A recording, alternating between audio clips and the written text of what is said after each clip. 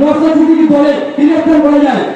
প্রতিটা পাড়ায় লক্ষ্য করা গেছে শাসক দলে এত কাউটাউ এত ফ্ল্যাগ কি দরকার ছিল বলুন তো? এত উন্নয়ন যদি করে থাকে তাহলে ফ্ল্যাগ কেন লাগবে, কাটাউট কেন লাগবে?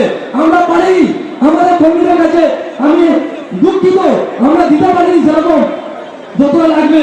আমরা পেরেছি সামান্য, আমরা চালা তুলে যেটুকু পেরেছি আমরা তাদের হাতে তুলে দিয়েছি 10টা 20টা ফ্ল্যাগ।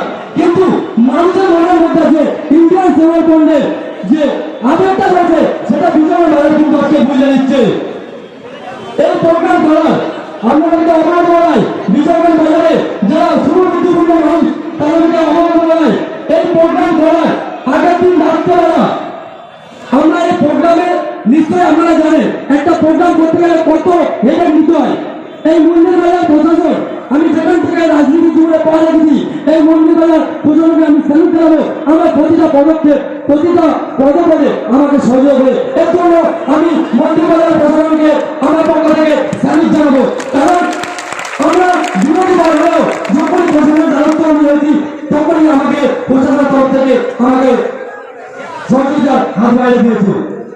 কিন্তু কালকে দুর্ভাগ্যবশত কালকে যে নোংরামিটা করেছে নিশাপুর অঞ্চলে আপনারা দেখতে পাচ্ছেন এই মানুষটা আমার সঙ্গে দীর্ঘদিন ধর্মে আসছে, এর নাম হচ্ছে অমৃত মাখান। ইনি কালকে আমাদের এই প্রোগ্রামের জন্য একটা মিটিং এ আসছিল, তাকে বলছে এই অমৃত মাখান তোর নাম হিন্দু, তুই হিন্দু ছেলে, তুই কেন আইএসএফ করবি? তুই বিজেপি কর, তোর টিএমসি করতে হবে, তুই বিজেপি কর। তাহলে বুঝে নি এদের আসল উদ্দেশ্যটা কি? এরা হিন্দুদেরকে বিজেপি করতে দিতে আছে, বাংলাদেশে আইএসএফ করতে আছে। এই ভাই এই মিটিং এ আসার জন্য কালকে নিশাপুর আমাদের পার্টি অফিসের মিটিং ছিল, সেই মিটিং এ আসার আগে একে হুমকি দিচ্ছে, বলছে তোর নাম